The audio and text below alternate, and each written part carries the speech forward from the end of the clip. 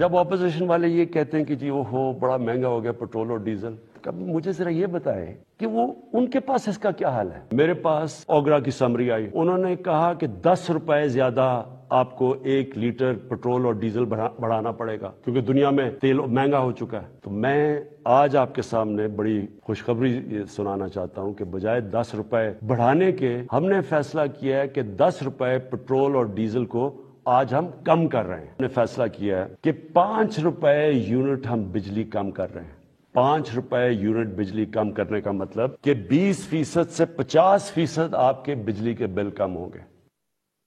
السلام علیکم، میں ہوں عادل شاہ زیب۔ ناظرین، جس طرح کی سیاسی ہلچل شروع ہو چکی ہے پاکستان میں، عدم اعتماد جو ہے وہ سنا ہے کہ آخری مراحل میں ہے، ٹیبل ہوگی نہیں ہوگی، منظور ہوگی نہیں ہوگی۔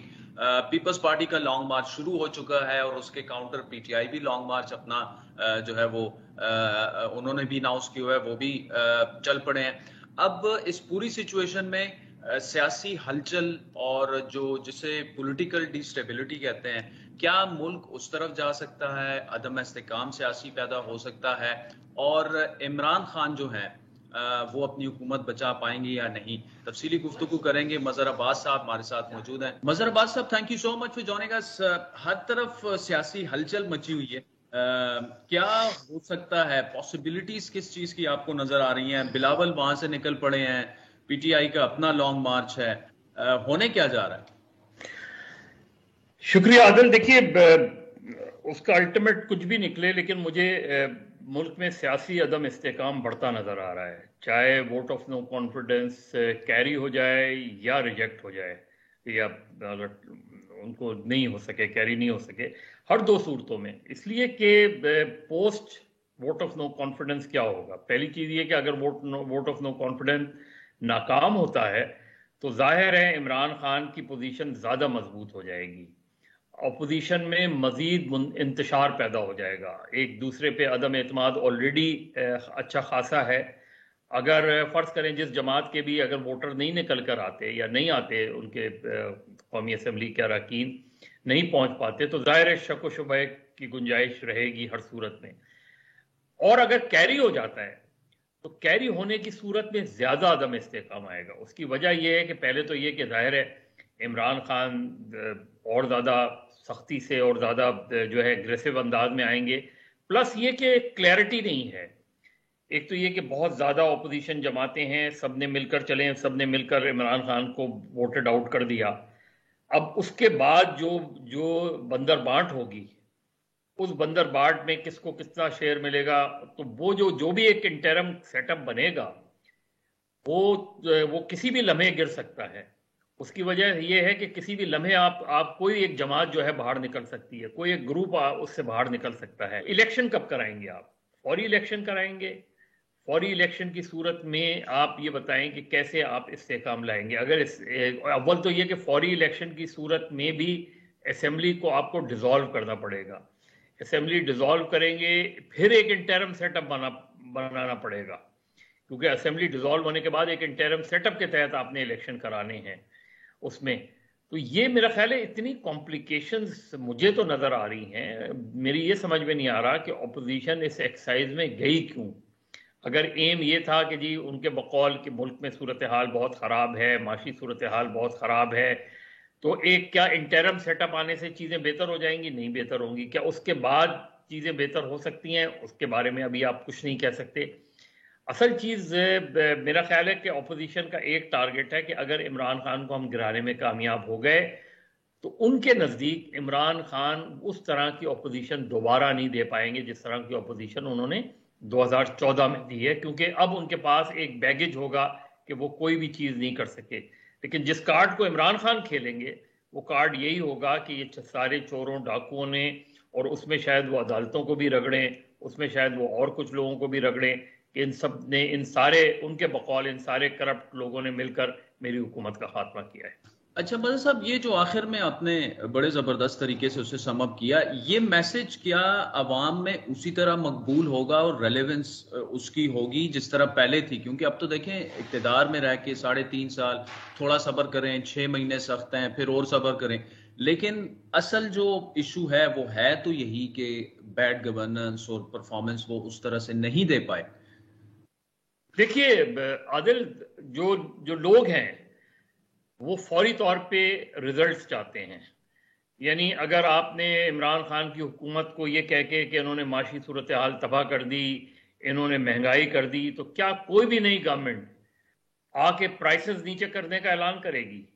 کیا پیٹرول کی پرائسز نیچے کرنے کا اعلان کرے گی؟ کیا گیس اور بجلی کی قیمتیں نیچے کرنے کا اعلان کرے گی؟ کوئی حکومت نہیں کرے گی. وہ کہاں شیلٹر لیں گے کہ جی یہ دیکھیں یہ سارا بگاڑ جو ہے وہ عمران خان کا پیدا کردہ ہے، لہذا ہمیں کم سے کم 1-1.5 سال چاہیے. اب لوگ 1-1.5 سال انتظار کرنے کی پوزیشن میں نہیں ہیں. 1977 کی جب تحریک چلی تھی تو یہ نعرہ لگایا گیا تھا کہ 1970 کی سطح پہ قیمتوں کو واپس لایا جائے گا. پتا تھا کہ نہیں کر سکتے، پریکٹیکل نہیں ہے.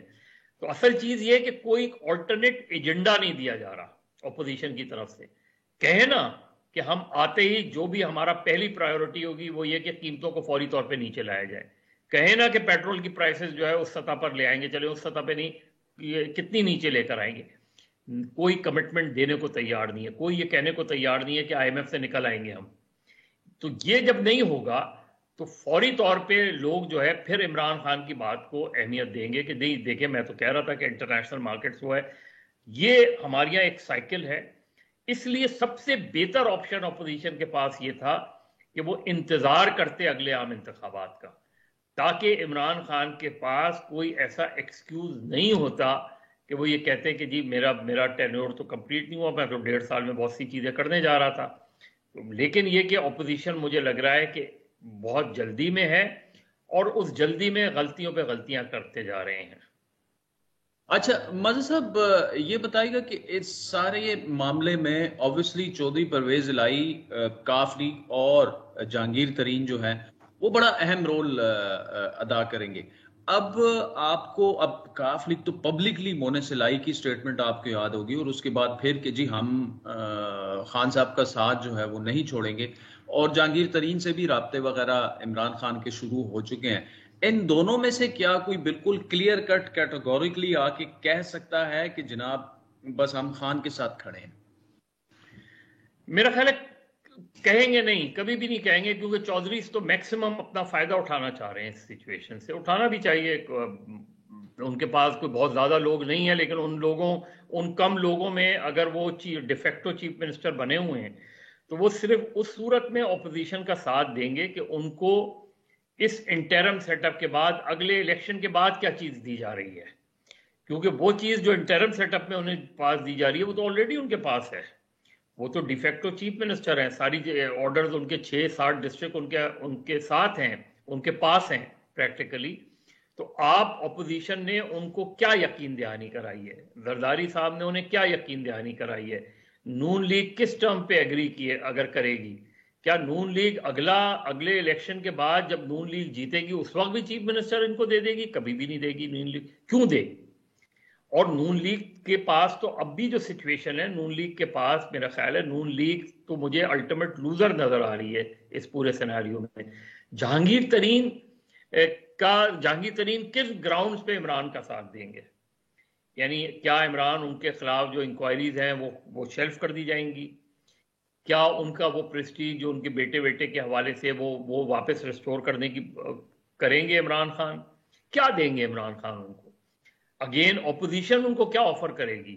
ان کے بھی سٹیکس پنجاب میں ہیں.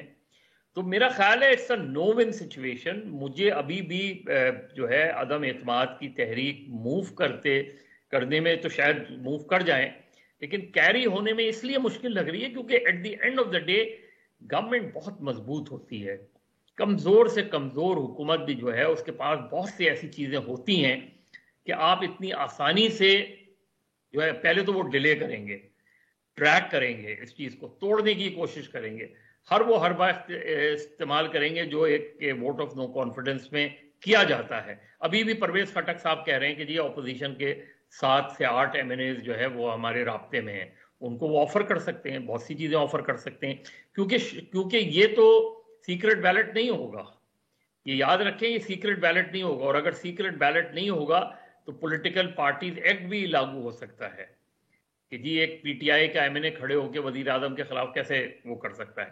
تو میرا خیال ہے کہ ایک اگین میں یہ کہوں گا کہ نٹ شیل میں ایک پولیٹیکل انسرٹنٹی کو مزید وہ ملے گا، وسعت ملے گی، سیاسی عدم استحکام مزید بڑھے گا، اور ایک تصادم کی راہ پہ ہم چل پڑیں گے.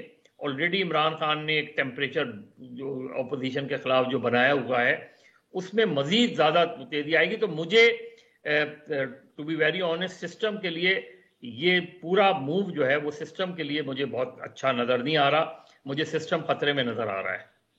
یہ مدر صاحب آپ سسٹم میں خطرہ آپ بھانپ رہے ہیں اور آپ کو نظر آ رہا ہے، ایسے میں کیا یہ کہا جا سکتا ہے، جس طرح آپ نے بلکہ خود بھی کہا کہ عمران خان صاحب جو ہیں یو ساؤنڈ لائک کہ وہ ابھی بھی ان کی چونکہ گورنمنٹ میں ہے، مضبوط ہے. ہماری تاریخ میں تو نو کانفیڈنس پرائم منسٹر کے خلاف کبھی منظور ہوئی نہیں ہے. ایسے میں پھر نون لیگ نے کیوں ایسی چال چلی کہ وہ اپنی جو 3-4 سالوں کا ایک بیانیہ تھا اس پہ کیا آپ سمجھتے ہیں کہ سوالیہ نشان اب آ گیا ہے، یا وائی ڈو یو تھنک کہ دے ول لوز آؤٹ؟ دیکھیے نون لیگ کو 2-3 خدشات ہیں جس کی وجہ سے وہ چاہتے ہیں کہ فوری طور پہ عمران خان کی حکومت کا خاتمہ ہو. ایک تو نون لیگ کو یہ خدشہ ہے کہ اگر اگلے 1.5 سال تک عمران خان کی حکومت رہتی ہے تو وہ تمام تر حربے استعمال کریں گے اور تمام تر وہ کوششیں ہوں گی ان کے کہ کسی طرح شہباز شریف بھی سسٹم سے آؤٹ ہو جائیں، مریم نواز بھی سسٹم سے آؤٹ ہو جائیں. انہیں مسلم لیگ نون کوئی مائنس شریف مسلم لیگ نون سے اتنا بڑا خطرہ نہیں ہے، لیکن شہباز شریف ان کے لیے اس وقت سب سے بڑے چیلنجر ہیں، ان کے سامنے سب سے بڑے چیلنجر بن کے پھر مریم نواز ہیں. تو مجھے لگتا یہ ہے کہ نون لیگ کو اس لیے نون لیگ وہ کر رہی ہے کہ اگر عمران خان کو اتنا موقع مل گیا تو عمران خان پورا زور لگا کے جو ہے وہ شریف فیملی کو پالیٹکس سے باہر کر سکتے ہیں، اور ان کی کوشش یہی ہے. سر نون لیگ کے لیے سب سے جو ڈینجرس ہے وہ یہی ہے کہ کہیں ایسا تو نہیں ہے کہ at the end of the day ہم بالکل اس سے باہر ہی ہو جائیں، ہم چودھریز اور جہانگیر ترین اور پی ٹی آئی کے اور لوگوں کو ملا کے ایک گورنمنٹ بن جائے اور نون لیگ اسی طریقے سے اپوزیشن میں کھڑی ہو جس طریقے سے آج وہ اپوزیشن میں کھڑی ہے. تو اسی وجہ سے نون لیگ کا ابھی تک برانا صلی اللہ کے بیانات بھی دیکھ لیں آپ، دوسروں کی بھی دیکھ لیں، کوئی فرم پالیسی سٹیٹمنٹ ابھی تک نون لیگ کا نہیں آیا ہے ووٹ آف نو کانفیڈنس کے حوالے سے. وہ بات ضرور کر رہے ہیں، وہ ایک شہباز شریف ایک ایکسرسائز ضرور کر رہے ہیں، لیکن یہ کہنا کہ اگلا سیٹ اپ کیا ہوگا اس حوالے سے نون لیگ کا کوئی بھی کیٹیگوریکل اسٹیٹمنٹ اب تک کم سے کم میری نظر سے نہیں گزرا ہے کہ وہ اگلے سسٹم کو 1.5 سال تک دیکھنا چاہتے ہیں، 3 مہینے میں الیکشنز دیکھنا چاہتے ہیں. اس لیے اس کا ہمیں تھوڑا سا ویٹ کرنا پڑے گا. Thank you so much for joining us. ناظرین وقت تو چاہتا ہے ایک بریک کا، جس کے بعد رشیا اور یوکرین کی جو صورتحال ہے اس پر تفصیلی گفتگو کریں گے. سینٹ پیٹر برگ بھی آپ کو دکھائیں گے، اور یہاں سے اس کے بعد جتنا بھی پروگرام باقی رہ گیا وہ رشیا سے ہوگا. ہمارے ساتھ رہیے.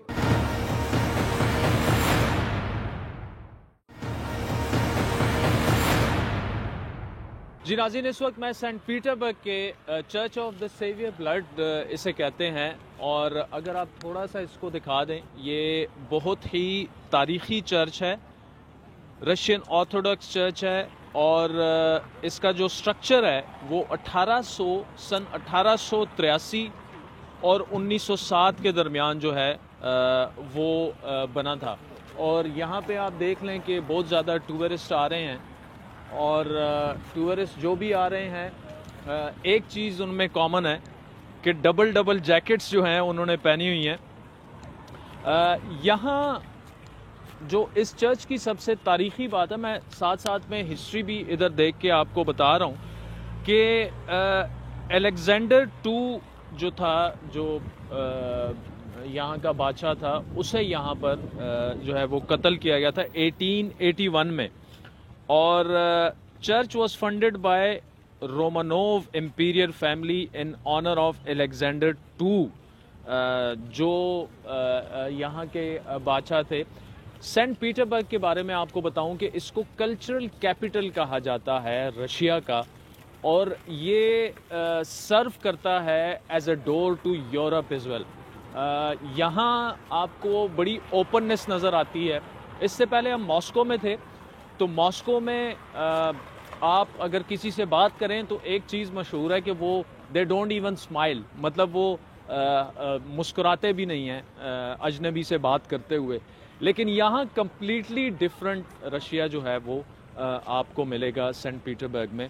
اور اسپیشلی یہ جو چرچ ہے، جو سینٹ پیٹربرگ آتا ہے وہ ضرور اس کا وزٹ بھی کرتا ہے. اور آپ دیکھ لیں کہ یہ اس کا ٹکٹ آفس ہے، یہ اب ایک میوزیم بھی بن چکا ہے. ٹکٹ آفس ہے، یہاں ٹکٹ آپ لے کے اور پھر اندر جاتے ہیں. لیکن رش اتنا زیادہ ہے کہ ہم اتنا انتظار نہیں کر سکتے، کیونکہ ہم چاہتے ہیں کہ سینٹ پیٹربرگ چونکہ اتنا تاریخی شہر ہے تو جہاں جہاں آپ کو جتنی جلدی لے جا سکیں وہ لے جاتے ہیں.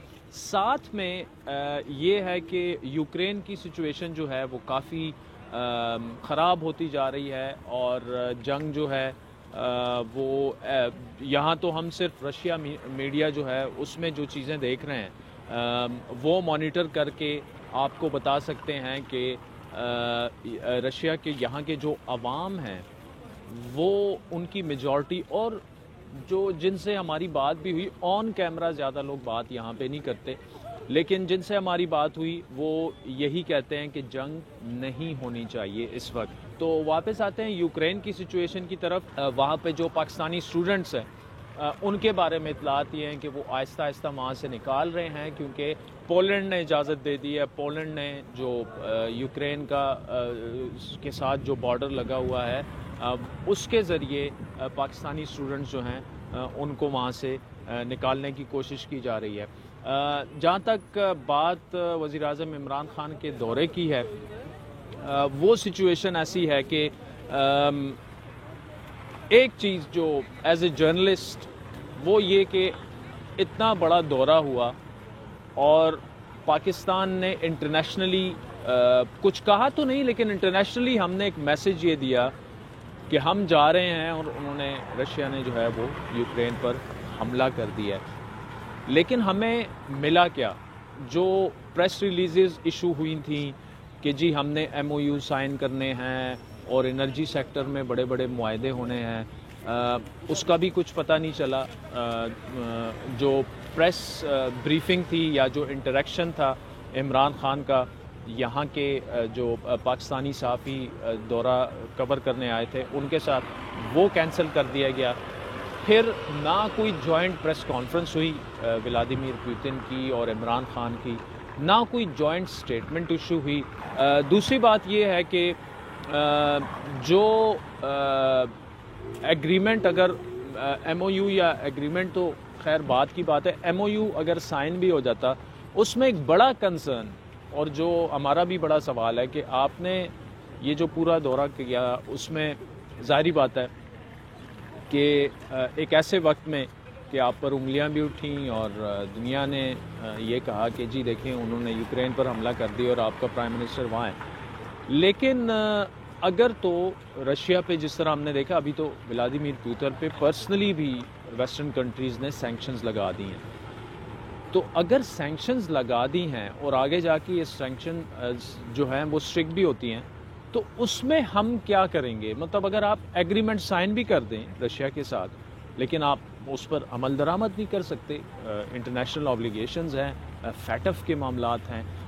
تو یہ بھی ایک سوال ہے ہمارے ذہن میں کہ اگر وہ سائن بھی کر لیتے، اور شاید ایک بڑی وجہ اس کی یہ بھی ہے کہ MOUs وغیرہ جو ہیں وہ سائن نہیں ہوئے.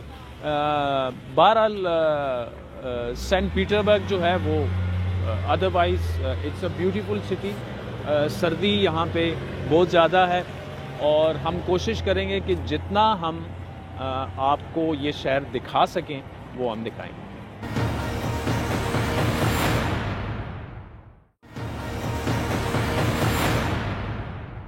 جی ناظرین، اس وقت میں سینٹ پیٹربرگ کے ایک ایسے علاقے میں کھڑا ہوں، اس کو اپراکسین کہتے ہیں. ذرا اگر آپ یہ دکھا سکیں، یہ ایسی مارکیٹ ہے جہاں آپ کو سستی ترین چیزیں مل جاتی ہیں، جس طرح پشاور، اسلام آباد، کراچی اور وہاں پہ یہ لوکل مارکیٹیں ہوتی ہیں. اور یہاں میں اس لیے آیا کہ ذرا دیکھوں کہ جو رشیا کے لوگ ہیں اس علاقے کے، وہ کیسے زندگی گزارتے ہیں اور اتنی مہنگائی میں کیسے رہتے ہیں. تو یہاں آ کے مجھے پتہ چلا کہ بالکل آپ کو جو شاپنگ مال میں ایک چیز اگر آپ کو 100 روپے میں ملتی ہے تو یہاں آپ کو وہ 10 روپے میں ملتی ہے. اور یہاں جو میں نے دیکھا سب سے پہلی چیز یہ حلال مارکیٹ ہے, شاپ ہے جہاں پہ حلال گوشت آپ کو ہر قسم کا جو ہے وہ مل جاتا ہے. اس کے علاوہ مختلف جو ہیں وہ چیزیں ہیں اس مارکیٹ کی, اور یہاں پہ ہر قسم کا گوشت جو ہے وہ موجود ہے. اور زیادہ تر یہ جو ہے وہ مسلمان ہیں, کوئی ازبک ہے, کوئی تاجک ہے, افغانوں کی بہت بڑی تعداد ہے, پاکستانی بھی ہمارے ساتھ موجود ہیں. اور ان میں سے ایک آپ کا پہلے انٹروڈکشن کروائیں, پورا نام. جی السلام علیکم, میرا نام رؤف ہے جی, میں لاہور سے ہوں. اچھا, آپ لاہور سے ہیں. رؤف یہ بتائیں اس مارکیٹ کے بارے میں ذرا بتائیں کہ کیا اسپیشل ہے اس کے بارے میں. یہی ہے کہ ایک تو یہ ہول سیل کی مارکیٹ ہے. جتنے بھی لوگ ہمارے یہاں پہ سٹی سینٹر کے باہر رہتے ہیں, یعنی کہ جو گاؤں کے لوگ ہیں جنہوں کی چھوٹی چھوٹی دکانیں ہیں, وہ یہاں سے آتے ہیں اور سامان وغیرہ یعنی کہ جرابیں وغیرہ ہوگی, جیکٹیں ہوگی, اس طرح کا سامان, کھانے پینے کا سامان. یہ بتائیے گا کہ ادھر کتنے پاکستانی کتنے ہوں گے, کمیونٹی زیادہ ہے؟ اتنی زیادہ نہیں ہے لیکن راؤنڈ اباؤٹ 1000 1000 جی, تقریباً 1000 کے قریب. پاکستانی زیادہ یہاں پہ بزنس کرتے ہیں یا جابس کرتے ہیں؟ پاکستانی بزنس بھی کرتے ہیں, کچھ لوگ پاکستان سے سٹرس وغیرہ اور پوٹیٹوز اور اس طرح کی, کچھ دوست ہیں وہ لیدر کی پروڈکٹس منگواتے ہیں, اور باقی جو ہیں کچھ ڈرائیونگ وغیرہ کرتے ہیں, کچھ کی اپنی شاپس ہیں اسی مارکیٹ کے اندر. پاکستان کتنا جو ہے وہ لوگ فریکوینٹلی آتے جاتے ہیں؟ بہت کم. اچھا, ہاں اتنے زیادہ نہیں ہے کیونکہ لوگوں کا رجحان رشیا کی طرف اتنا زیادہ نہیں ہے, شاید موسم کی وجہ سے, یا لوگوں کو پتہ نہیں ہے. اور پاکستان آنے جانے میں اکثر ہم نے دیکھا ہے یورپی ممالک میں بڑی مشکل ہوتی ہے امیگریشن اور پاسپورٹ لینا. ادھر کیا؟ ادھر بھی مشکلات ہیں, لیکن کافی دوست ہیں جو پہلے سے یہاں پہ رہ رہے ہیں اور وہ ایک دوسرے کی ہیلپ کرتے ہیں اسی چیز میں. تو یہ ہے کہ اتنا زیادہ مشکلات ہوتی ہیں, لیکن اتنا ٹف نہیں ہے جتنا کہ یورپ میں یا دوسرے ممالک میں. جو عمران خان ادھر آئے تھے وہ دورے کا سب پاکستانیوں کو پتا تھا کہ وہ آ رہے ہیں؟ جی بالکل بالکل, سب کو پتا تھا, ایون کہ رشینز کو بھی پتا تھا جو لوگ انٹرسٹ رکھتے ہیں نیوز میں. جی, تو اگر کسی سے انٹروڈکشن ہو اور اسے پتا چلے کہ ہم پاکستانی ہیں تو وہ پوچھتے ہیں. جی ناظرین, اس وقت میں موجود ہوں آرمیتاج سینٹ پیٹر برگ. یہ آپ دیکھ سکتے ہیں ہر طرف آپ کو اتنی پیاری پیاری خوبصورت بلڈنگز اور یہ نظر آ رہی ہیں. اور یہ جو آپ کو یہ تصویر نظر آ رہی ہے, یہاں پہ جو بندہ تصویر نہ نکالے اس کے ساتھ سینٹ پیٹر برگ وزٹ کرتے ہوئے, کہا جاتا ہے کہ آپ آئے نہیں. تو یہ دو مقامی خواتین ہیں ادھر, تو ان سے میں نے ریکویسٹ کی کہ ان سے میں پوچھوں what is this place called? Hermitage Palace. Okay. So ان کو انگلش زیادہ نہیں آتی تو وہ ٹرانسلیٹر سے وہ کہہ رہے ہیں so it's too much security here. Yes. یہ ایک ایسی ٹورسٹ اٹریکشن ہے کہ یہاں پہ یہ کہا جاتا ہے کہ 24 گھنٹے جو ہیں وہ لوگ آتے ہیں. لیکن یوکرین کی سچویشن کی وجہ سے ہمیں آپ کو چاروں طرف اس وقت جو ہے وہ رشین آرمی کے یہاں پہ جو سولجرز ہیں وہ کھڑے ہیں. اس وقت میں نیوا ریور میں ہی کھڑا ہوں. یہ واقعی دریا ہے جو جم چکا ہے اس وقت, اور میں چاہ رہا تھا کہ میں آپ کو یہ دکھا دوں. یہ ابھی بالکل یہاں سے یہ شروع ہو جاتا ہے اور بالکل اتنا جم چکا ہے کہ یہاں پہ بچے بھی کھیلتے ہیں دن کے وقت اور سارا. لیکن اس جگہ کی خاص بات یہ ہے کہ آپ کو یہاں سے پورا سینٹ پیٹر برگ جو ہے وہ نظر آ جاتا ہے. آرمیٹیج جو پیلس اسکوائر جو جہاں پہ ہم گئے بھی, یہ پوری لائبریری, بہت ہی خوبصورت شہر ہے. اس طرف بھی آپ دیکھیں, ایسے لگتا ہے کہ اس شہر کو بننے میں ہزاروں سال لگائے گئے ہیں, کیونکہ جس بلڈنگ میں بھی آپ قریب جائیں تو ایسا ہی کہتا ہے بندہ کہ کیا انہوں نے بنا دیا ہے. اتنی خوبصورت یہاں کی بلڈنگز ہیں تاریخی. اور یہاں پہ میرے آنے کا مقصد صرف یہ تھا کہ میں دیکھنا چاہتا تھا کہ اگر آپ جو دریا پہ چلیں تو کیسا لگتا ہے آپ کو. ऑब्वियसली थोड़ा सा वो तो है कि होता है बंदे को. मैंने जो मेरे साथ हमारे साथी हैं उनसे पूछा कि ऐसे तो नहीं है कि बंदा अंदर ही चला जाए. उन्होंने कहा नहीं, यहाँ पे तो आप ऊपर लोग फुटबॉल भी खेलते हैं जब ये स्नो हो जाए. तो ये आप देखें कि ये जो दरिया है उसके पार ये पूरा आपको सेंट पीटर्सबर्ग जो है वो नज़र आ रहा है. और तारीखी इसकी जो इमारतें हैं वो भी हमने आपको दिखा दी. तो यहाँ आने का मकसद सिर्फ ये था कि आपको हम दिखा दें कि यहाँ इनकी ज़िंदगी कैसे गुजरती है, खुसूसन सख्त सर्दियों में, कि सब कुछ यहाँ पे जम जाता है. और अक्सर जब सुबह ये उठकर गाड़ी में आते हैं तो पहले गाड़ी को जो है वो ऊपर से साफ़ करते हैं, जो बड़ा मुश्किल काम होता है. तो आज मैं जितना भी यहाँ पर घूमा हूँ उसकी बड़ी वजह तो यही थी कि आपको इस शहर के बारे में बताएं भी. लेकिन जहाँ जहाँ मैं जा रहा हूँ वो ऐसे होता है कि जब मैं पहुँच जाता हूँ तो मुझे ऐसे लगता है कि ये तो अगर मैं ये ना देखता तो मैंने सेंट पीटर्सबर्ग को देखा ही नहीं है. तो जिधर भी आप जाएं यही सिचुएशन है सेंट पीटर्सबर्ग की.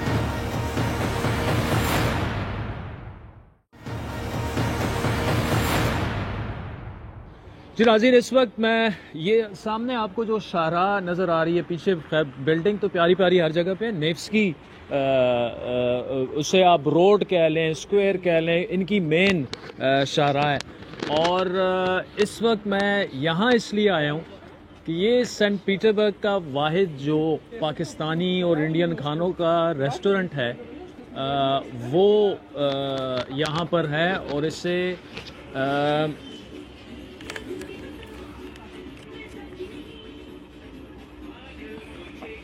मैं रेस्टोरेंट का नाम जो है ये भाई रशियन में लिखा हुआ है, ग्रेट पंजाब. अच्छा, ये मेन्यू आप चेक कर लें, लाहौरी छोले और ये भी आपको मिलते हैं. तो इतनी सख्त सर्दी में जो है, थोड़ा सा अंदर जाके देखते हैं. लेकिन इधर मुझे ऐसे लग रहा है कि इधर ज़्यादातर